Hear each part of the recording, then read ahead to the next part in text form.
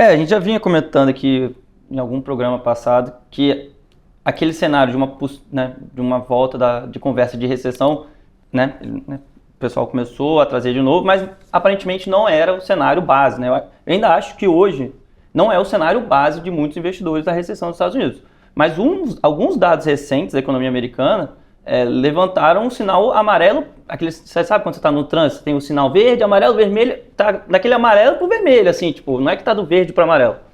Porque a gente teve, por exemplo, o GDP Now, que é uma métrica utilizada pelo Federal Reserve de Atlanta, para medir quase em tempo real qual seria o PIB do trimestre corrente. Então ele está medindo o PIB do primeiro trimestre de 2025. E ele vinha trazendo, semana após semana, uma estimativa ali de crescimento de 2,5%, chegou a certo momento a falar 3% no primeiro trimestre, e aí, de umas semanas para cá, essa estimativa passou por uma queda de 2%.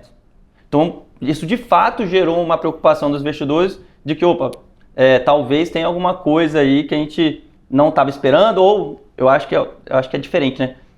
Muito dessa conversa estava relacionada às tarifas, mas acho que os investidores muitas vezes queriam deixar como se fosse apenas a tática de negociação do Trump. Não queriam assumir que isso poderia ser algo de fato concreto.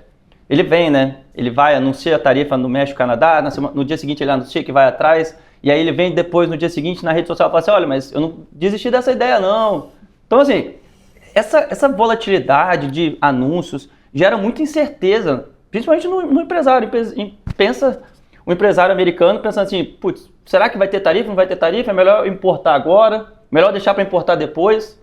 Então, assim, uma parte dessa queda do GDP Now está relacionada a esse aumento das importações, que ele atua como um fator negativo do PIB. Mas esse, no geral, não é, ao meu ver, uma coisa boa, porque gera essa incerteza, gera essa volatilidade no mercado.